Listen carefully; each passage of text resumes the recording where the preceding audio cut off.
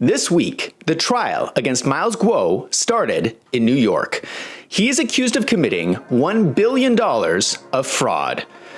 I've been researching this case for over a year, and I am convinced this man is innocent. I will explain why this week on Wolves in Finance.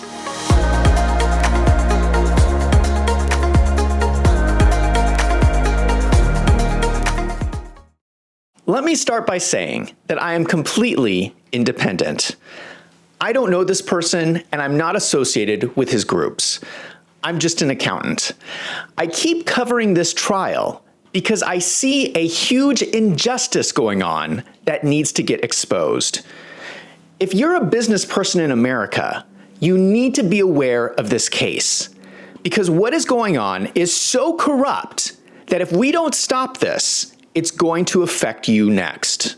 I have previously made a video going over all the details in this case. I will link that video at the end of this one if you want to see more. But in this video, I want to focus on the major issues that you should watch out for in this case. This case is about fraud. The government has arrested Miles Guo, seized his business, seized his money, and put him in prison. He is a former Chinese citizen who fled China and started several businesses here in America. He was running several online social media companies, including a website called GTV, which was going to have YouTube-type videos, G News, which is a news website, online membership clubs called G Clubs, a cryptocurrency website, and other social media sites. Miles Guo is also known for fighting for freedom for the Chinese people. He is considered the #1 enemy of the Chinese Communist Party. The US government has now charged him with a long list of crimes that basically say that he lied to his investors and misused company money. What has caught my attention about this case is that it's unlike any other fraud case I have ever seen. Let's go over what a fraud case typically looks like. Do you remember someone named Bernie Madoff? He ran the largest Ponzi scheme in history, worth $65 billion. This happened during the stock market crash in 2008. He was claiming to run an investment company, and he would take people's money, but instead of investing it, he would just take it. That is a fraud. So many people lost their life savings. A lot of the money has never been recovered. How about a more recent fraud? Do you know about Sam Bankman-Fried? He was running the crypto firm FTX when it went bankrupt. He was telling people to deposit money into trading accounts, and then he was spending their money. That is a fraud. FTX went bankrupt in 2022. People are still trying to get their money back 2 years later. Just this month, FTX announced that most people will receive their money back.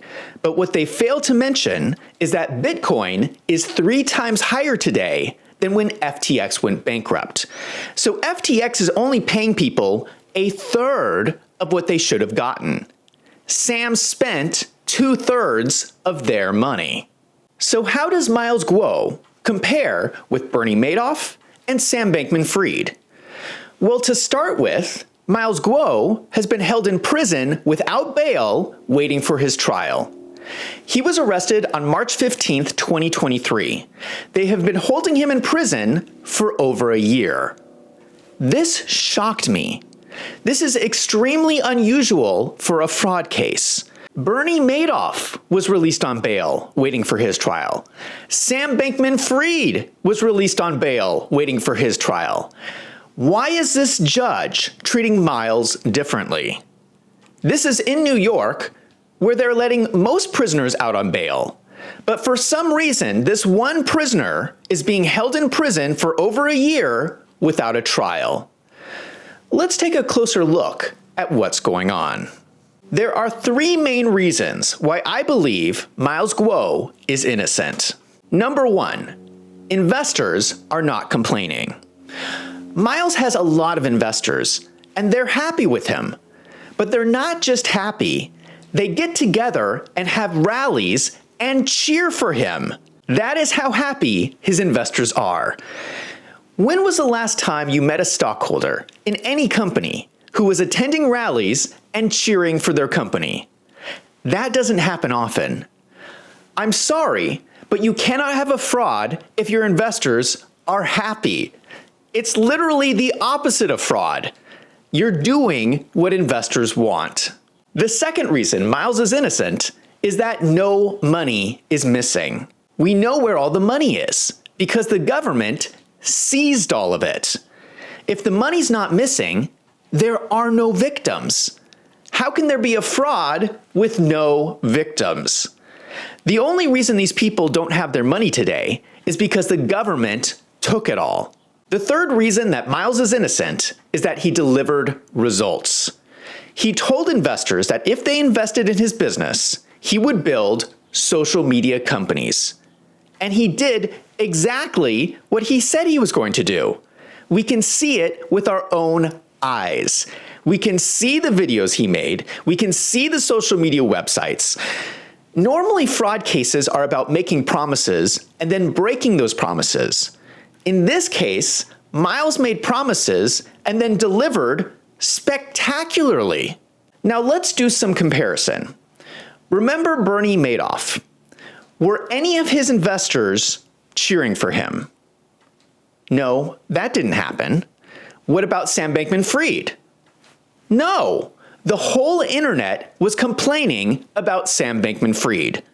No one was cheering for him. So for Miles to have people cheering for him makes me believe that he is innocent. There's only one other fraud case that I can think of where investors wanted to continue to invest. That was the case with Donald J. Trump. Trump was arrested by the state of New York claiming that he defrauded the banks by misvaluing his properties. The judge claimed that Mar-a-Lago was only worth $18 million, and he convicted Trump of fraud. Any reasonable person knows that $18 million is a ridiculously low estimate of Mar-a-Lago's value, and this judge's decision looks politically motivated. But what was so shocking was that the bankers testified at the trial that they wanted to continue to invest with Trump. If the investors are happy, it's not fraud. Donald Trump is the only other fraud case I know of where the investors were happy. And that case was obviously political corruption. This case with Miles Guo is the same situation. Let's do a comparison with the money. In the case with Bernie Madoff, he took the money and a lot of it was never recovered. Sam Bankman-Fried took the money and the bankruptcy court has spent the last 2 years trying to find it all. None of the money in this case is missing. We know where it all is. The government has it. How can Miles have committed fraud when he didn't take the money? I have made a list of all the bank accounts seized by the government. It totals to $720 million in cash. It also lists several properties that would make up the rest of the $1 billion. What is really scary about this indictment is that it requests the court turn over all the money to the U.S. government. The government is trying to steal $720 million. Now let's do a comparison on the results. In the case with Bernie Madoff, there was no results because he wasn't investing anything. With Sam Bankman-Fried, he went bankrupt. Now I'm an accountant, so I pay close attention to results. Miles' companies had spectacular results in a very short time. He was generating revenue, he had paying members, and his websites got a lot of traffic. It's very hard to get traffic to your social media site. He did it, and he did it quickly. I'm beginning to think that this guy is a business genius. These were not empty promises. These were actual measurable results. How can this be a fraud if he actually was getting the results he was promising investors? The only reason the company stopped growing is because the government stepped in and seized everything. It's blowing my mind how absurd this case is. If you were to go to a venture capitalist and tell them that you have online businesses with revenue, paid memberships, and a huge amount of traffic, they would be so excited, they would be throwing money at you to invest. If you're delivering on your promises, it cannot be a fraud. Once again, that's the opposite of fraud. So under these three criteria, that the investors are happy, no money is missing, and he delivered results, if those three things happen, there is no fraud. Remember that the jury has to decide that Miles Guo is guilty beyond a reasonable doubt. If Miles has investors who are cheering for him, I certainly have some doubt. If Miles receives a fair trial, I don't see how he could be convicted. The problem is that in New York courtrooms lately, we've been seeing a lot of corruption. Let's just walk through some of the court cases that have been happening. I've already mentioned Donald Trump. New York State arrested and convicted him because they did not like how he was creating his financial statements. No customers or investors complained. The government just decided they did not like how he was running his business. Another example I've talked about is Letitia James, who just filed a lawsuit against JBS, which is a beef company in Brazil. She's accusing them of creating climate change 16 years from now. No one was complaining about them. The government just decided they didn't like how JBS was running their business. And now we have Miles Guo. His customers are happy, his investors are happy, his business is getting results, and the government steps in and decides they don't like how he's running his business. Do you see what is going on? Business owners, you need to pay attention. This is the new government approach of using the courts as a weapon. They can shut down any business for any reason. This man has been sitting in prison for over a year without bail, when there's no evidence of any fraud. This would be like if the US government decided they didn't like how Mark Zuckerberg was running Facebook. So they decide to arrest Mark Zuckerberg and say he's defrauding his investors. It doesn't matter if his investors are happy or not. The government does not like Mark Zuckerberg, so they're going to throw him in prison and seize control of Facebook. That is the same thing they have done to Miles Guo. These trials are getting out of control. Another case that is mentioned a lot is the fraud allegations against Steve Bannon. Steve Bannon worked in the White House when Donald Trump was president. Steve Bannon is also friends with Miles Guo.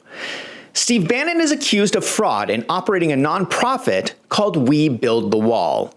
He raised approximately $25 million to finish building the wall on the border, and they spent roughly $1 million operating the nonprofit. Prosecutors in New York arrested Steve Bannon, claiming that he was misusing the money. They claim he should have spent $0 operating the nonprofit. Now, that's just kind of silly, because every nonprofit I know of takes at least some money to run the nonprofit. Steve Bannon's federal case was pardoned by Donald Trump, but it was filed again as a New York State criminal case. Here's the crazy part. Guess what judge is going to reside over Steve Bannon's case? Judge Juan Merchan, the same judge currently residing over Donald Trump's hush money criminal case. This was also the same judge who resided over the fraud trial for Donald Trump's CFO, Alan Weisselberg, where he was accused of misreporting fringe benefits. This is unusual. I have never heard of someone convicted of fraud over fringe benefits. So why is the same judge overseeing all of these cases against Donald Trump? Isn't that strange? The same person decides the case for Alan Weisselberg, Steve Bannon, and Donald Trump. So, as soon as Donald Trump's case ends, Steve Bannon's case is going to begin. This is also the same judge whose daughter is fundraising over Donald Trump's criminal case. The daughter is receiving millions of dollars from Democrats at her home. This week, Laura Loomer posted evidence on Twitter showing that the Democrat House Minority Leader made nearly $1.5 million in payments to the personal home address of the judge's daughter, Lauren Merchant. This looks like obvious corruption.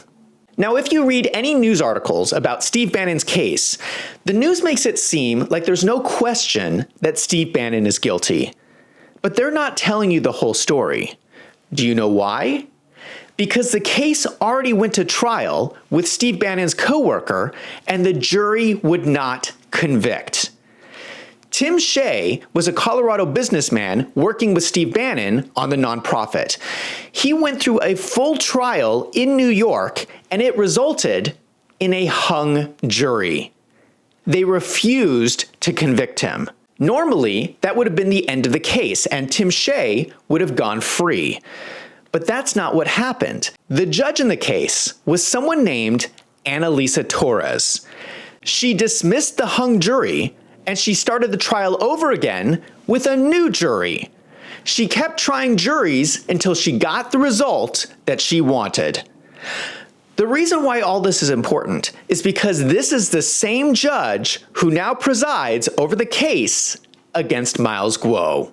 Who is Judge Annalisa Torres? She was nominated by Barack Obama. During the primary election in June 2020, this judge ordered that mail-in ballots that were received after Election Day in New York were to be counted. Many of these ballots had no postmark. Last year, this is the same judge that oversaw the case with an FBI raid on James O'Keefe to seize Ashley Biden's diary. This is the same diary where Ashley Biden describes taking inappropriate showers with Joe Biden when she was a child. The judge ruled that the journalists working with James O'Keefe have no First Amendment rights, and the judge turned nearly 1,000 documents over to the government. Why does this same judge keep getting all these political cases? It seems like these judges are conspiring together to take down Donald Trump and anyone who supports him. Have you noticed that all of these cases are against Republicans? The news media is so dishonest, and you can see it with this case against Miles Guo. There is a flood of newspaper articles describing this case like he's already guilty. These journalists should be ashamed of themselves, because it doesn't take very much digging to realize that this whole case is a sham. There has been another recent development in this case. When Miles Guo was arrested, the government also arrested some of his coworkers at the companies. Just this month, one of those workers, Yvette Wang, pled guilty to some of the fraud charges in this case. This only happened a few weeks ago, right before this trial started. It seems likely that the prosecution offered her a sweet deal to get her to flip. I feel sorry for her. Imagine being locked in prison for over a year without bail. This poor woman has been tortured so much. She's probably going to say anything to get out of jail. I don't know if this person's going to testify at trial, but given what she's gone through, I don't think any of her testimony is going to be very credible. Here's what I think is really going on. This case is not really even about fraud. This is really about China. The current leader of Communist China, Xi Jinping, wants Miles Guo. He's been very vocal about this. He talked to Donald Trump about this. I'm pretty sure he's talked to Joe Biden about this. And I don't know if they're blackmailing Joe Biden or bribing Joe Biden, but all of this prosecution against Miles started happening right after Joe Biden took office. Do you think that's a coincidence? I doubt it. Now, the U.S. has no extradition treaty with China, so there's no legal way for the U.S. to send Miles Guo back to China, except under one situation. If Miles Guo is convicted of a crime. If they can convict him of even one of the charges in this case, they can deport him back to China. It's the only way they can do it. This court case is really about delivering Miles Guo into the hands of Xi Jinping. In my opinion, if Miles Guo is sent back to China, Xi Jinping will have him publicly executed. Miles is going to be put to death because of a fraud case where he's innocent. How is this happening in America? How can this judge and these prosecutors sleep at night? They are doing the dirty work of the Chinese Communist Party. I'm not an expert of Chinese culture, but it's my understanding that the name Guo in China comes from the meaning of a wall. I think that's a fitting name for Miles Guo because he is standing as a wall against the Chinese Communist Party. He's standing in the way and taking this persecution so that we don't have to. If he's put to death, God help us all. I have one message to any investors out there that support what this man is doing. Keep fighting against this case. Fight like his life depends on it, because it probably does. Now I want to hear from you. Do you think that Miles Guo is innocent? Let me know in the comments down below.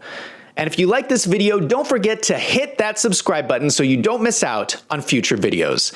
If you like these videos, consider signing up for a monthly membership on my website, wolvesandfinance.com. There are so few places where you can get honest reporting that you can trust. Your support helps me to keep making these videos. So I want to give a big thank you to all my members. I'm Zach from Wolves and Finance. Thank you for watching.